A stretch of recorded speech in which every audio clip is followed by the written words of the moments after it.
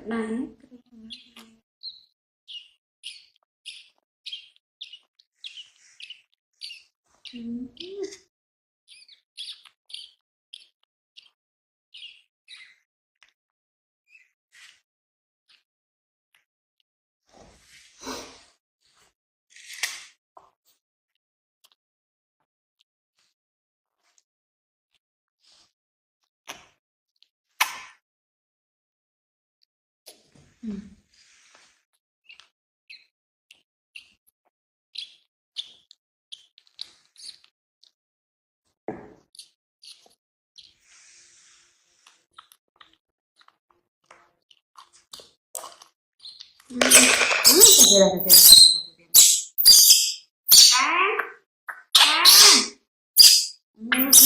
Một thằng này con nào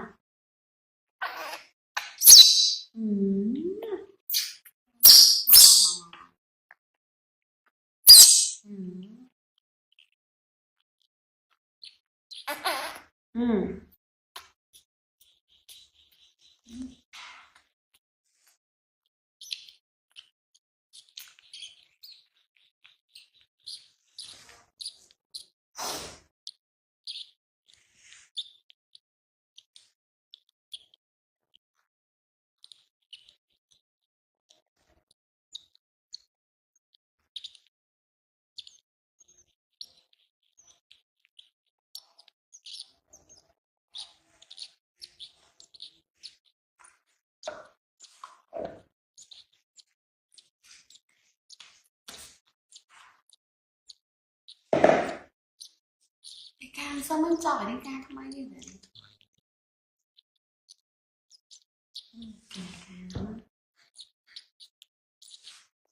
Bóng nó xem này mới khai đấy cho bạn là mà đồ khai cái đó của anh cho pin đồ anh sẽ đặt trên mà đồ nó chỉ đâu nuôi quạt nó sẽ mà đồ tết lùa cái chị đôn mua có ba có tao là bỏ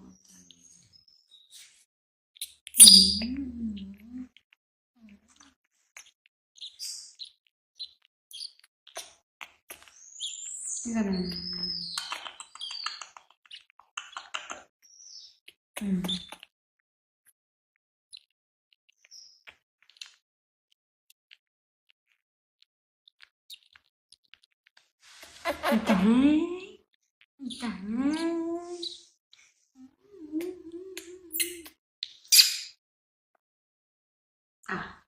mai mai chắc mẹ đi theo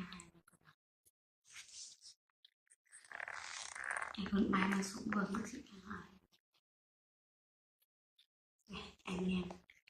anh cọc bơi nên đây thế có nó nên đậm bơi chứ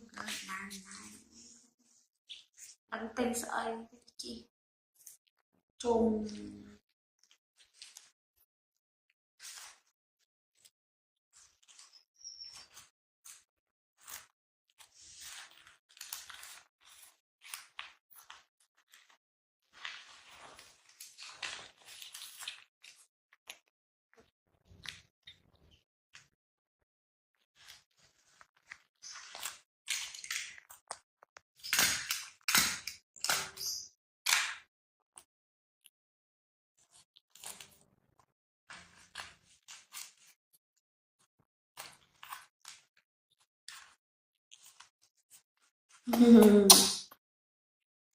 anh hỏi này biết bà đấy anh chưa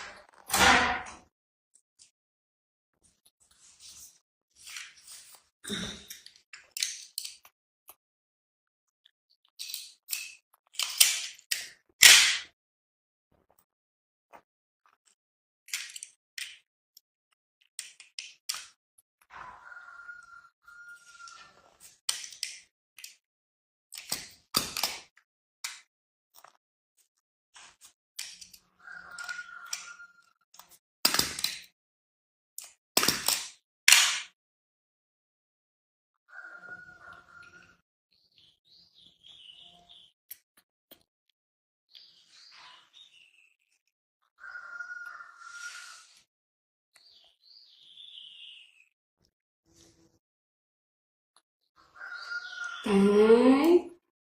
Chị ta các bạn khổ cho ơi. Ui tạc hải ấy. Anh hứa ấy biết. Tạc hải ấy. Lên khai cái đó.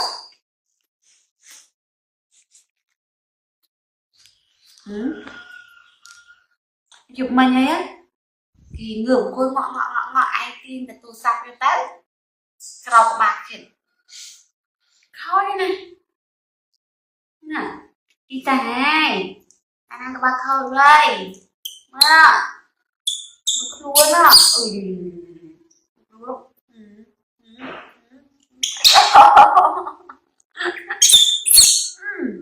Một luôn á.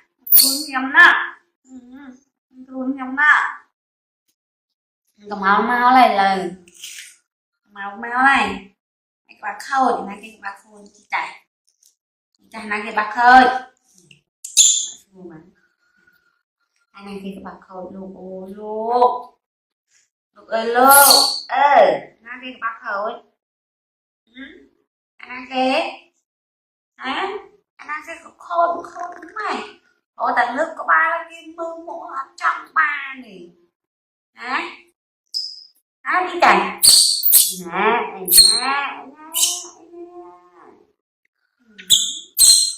Không ngồi hả? Ngồi hả?